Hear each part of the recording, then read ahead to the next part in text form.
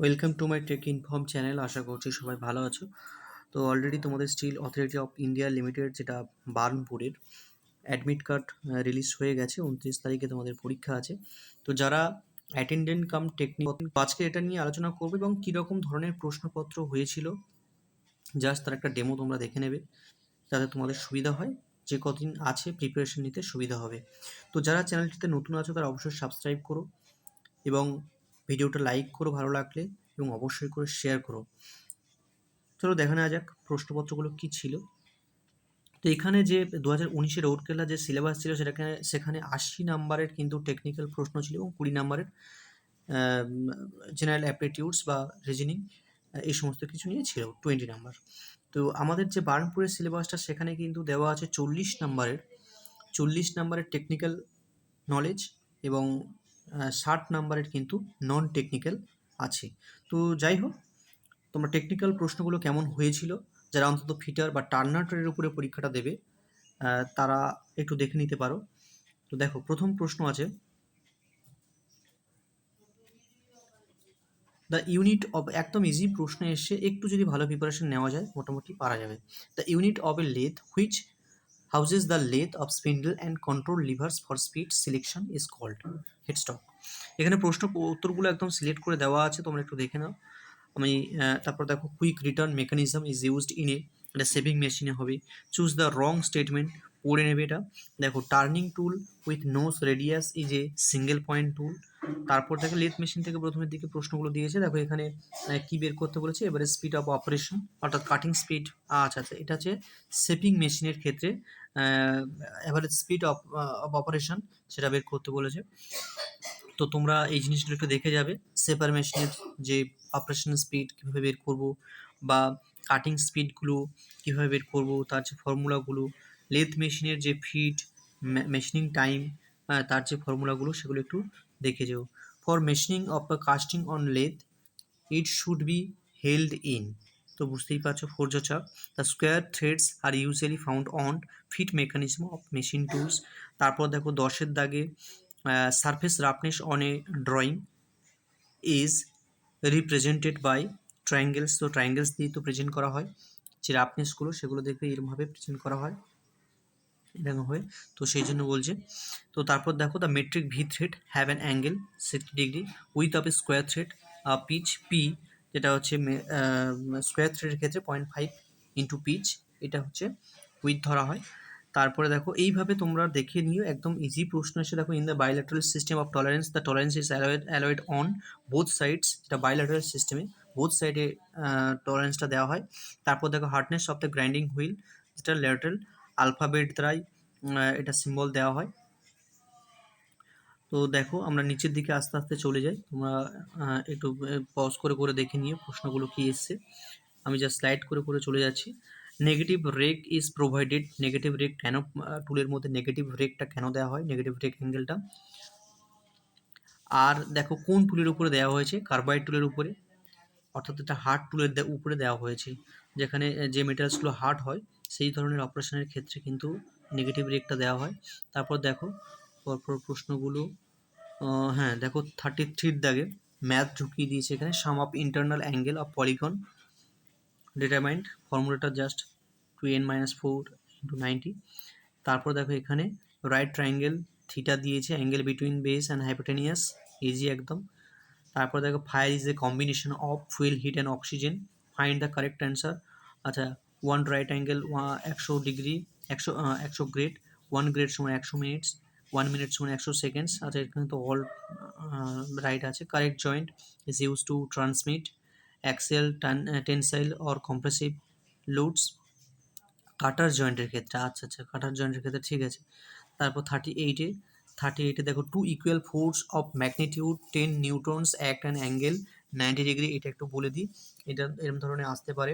তো resultant force বের করতে গেলে, রেজাল্ট্যান্ট ফোর্স আর equal to p square plus q square plus 2pq cos theta, টোটালটা এরা এর মধ্যে থাকবে। তো দেখো, এখানে থিটা সমান কি দিয়েছে, থিটা সমান দিয়েছে কিন্তু 90 ডিগ্রি। তো কস 90 ডিগ্রির মান কি জানি, কস 90 ডিগ্রির মান জিরো, তার মানে এই যে সেকশনটা পুরো জিরো হয়ে যাবে। তার মানে রুটের ভিতরে কারা থাকবে, p square plus q square. তো পি স্কোয়ার আর কিউ স্কোয়ার এটা দুটো অ্যাকচুয়ালি ফোর্স। তো এই দুটো ফোর্স, টু ইকুয়াল ফোর্স বলছে অফ ম্যাগনিটিউড 10 নিউটন, অর্থাৎ দুটো ইকুয়াল ফোর্স, অর্থাৎ 10 স্কোয়ার প্লাস 10 স্কোয়ার, তাহলে কত হবে 100 প্লাস 100 মানে 2 ইন্টু 100, তাই না, 200 হবে।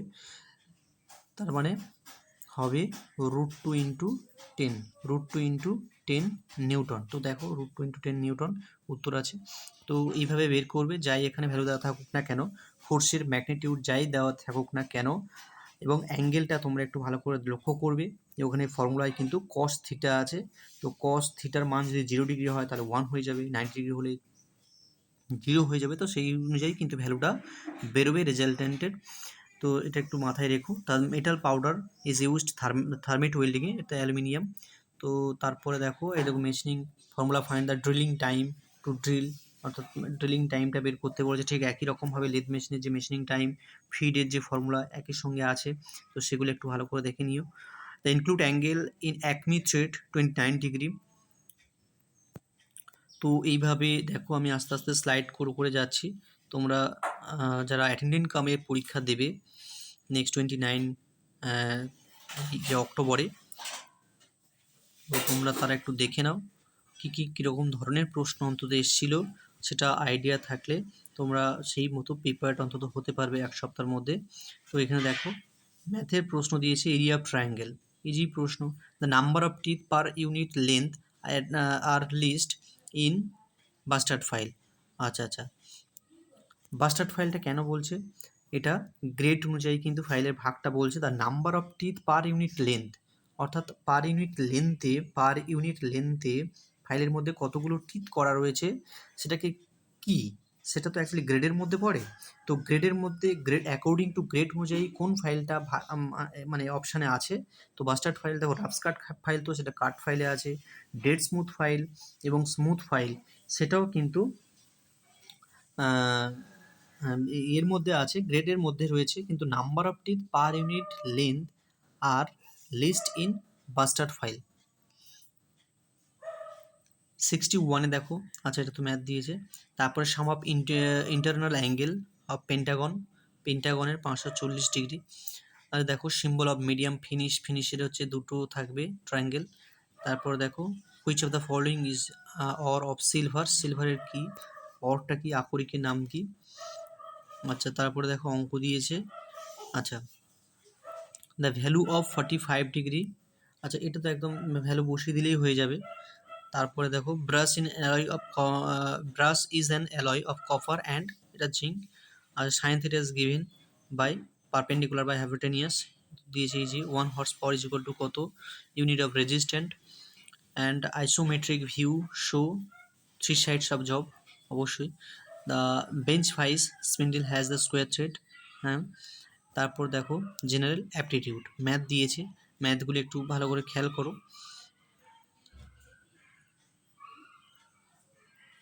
ম্যাথগুলো মোটামুটি ভালোই দিয়েছে,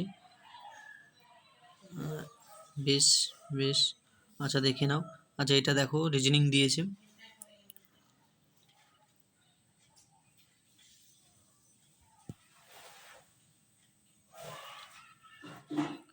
একটা দেখো তোমাদের এই যে ডিরেকশন দিয়ে দিয়েছে, সেই মতো প্রশ্ন করেছে।